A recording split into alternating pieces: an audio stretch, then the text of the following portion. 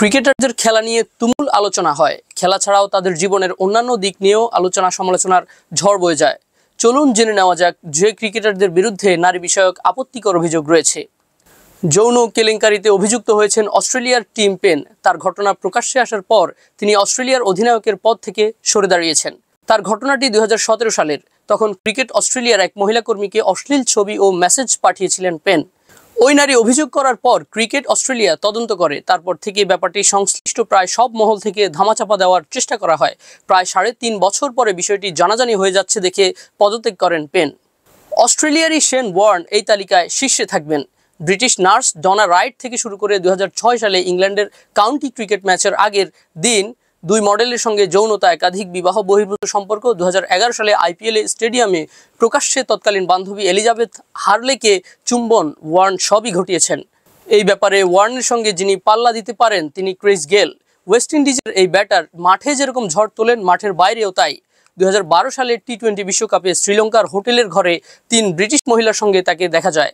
West Indies দলের দেহরক্ষী police ডেকে 3 মহিলাকে তাদের হাতে তুলে দেন।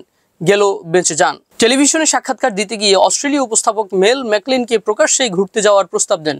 কিছু অশালীন মন্তব্য করেন। আর এক মহিলা সাংবাদিক শার্লট এডওয়ার্ডসের সঙ্গেও এই কীর্তি করেন গেল। 2015 সালের বিশ্বকাপে এক মহিলা কর্মী গেলের বিরুদ্ধে ইচ্ছাকৃতভাবে যৌনাঙ্গ দেখানোর অভিযোগ করেন।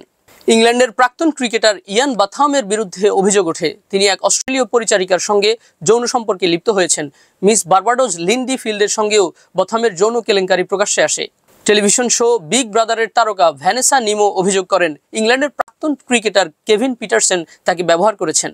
মনে করা হয় পিটারসেনের সঙ্গে সম্পর্ক ভেঙে যাওয়ার পরে রাগে নিমো এই অভিযোগ করেন। নারী মহলে শাহিদ আফ্রিদির জনপ্রিয়তা তুঙ্গে। একবার তার কেলেঙ্কারি ফাঁস হয়ে যায়। সিঙ্গাপুরে একটি প্রতিযোগিতায় খেলতে পাকিস্তান দলের সঙ্গে রওনা হওয়ার আগে করাচির একটি হোটেলের ঘরে বেশ কয়েকজন মহিলার সঙ্গে আফ্রিদিকে পাওয়া যায়। সঙ্গে ছিলেন পাকিস্তানের আরও 2 ক্রিকেটার হাসান রাজা এবং আতিকুজ্জামান। 3 জনকেই পরের চ্যাম্পিয়ন্স ট্রফির দল থেকে বাদ দেওয়া হয়। বাকি ক্রিকেটাররা ধরা পড়ে গেলেও হার্শেল গিবসকে ধরা পড়তে হয়নি। দক্ষিণ আফ্রিকার এই প্রাক্তন ক্রিকেটার আত্মজীবনী টু দ্য পয়েন্টে নিজেই সব গড়গড় করে বলে দিয়েছেন। 1999 বিশ্বকাপে অস্ট্রেলিয়ার বিরুদ্ধে ম্যাচের আগে হোটেলের ঘরে মহিলা কর্মীর সঙ্গে কি হয়েছিল তা গিবসের বই পড়লেই জানা যাবে। নিউজিল্যান্ডের জোরে বোলার ড্যারিল টাফির বিরুদ্ধেও যৌন কেলেঙ্কারির অভিযোগ ওঠে। 2005 সালে ক্রাইস্ট চার্চে 23 বছরের এক মহিলা কর্মীর সঙ্গে টাফির যৌন সম্পর্কের ছবি ফাঁস হয়, কিন্তু এই ঘটনা পরে ধামাচাপা পড়ে যায়। লাটভিয়ার মডেল জেলিনা কুলতিয়েসোভার সঙ্গে অবৈধ সম্পর্কে জড়ান দক্ষিণ আফ্রিকার জোরে বোলার আন্দ্রে নেল, কিন্তু তিনি যে বিবাহিত তা ওই মহিলাকে জানাননি। মহিলা নিজেই এই তথ্য খুঁজে বের করেন। নেলের সঙ্গে সম্পর্কের কথা ফাঁস করে দেন। 2005 সালে গোটা ওয়েস্ট ইন্ডিজ দলের বিরুদ্ধে যৌন কেলেঙ্কারির অভিযোগ ওঠে। সেবার অস্ট্রেলিয়া সফরে 6টির মধ্যে 5টি ম্যাচে হারতে হয় ওয়েস্ট ইন্ডিজকে।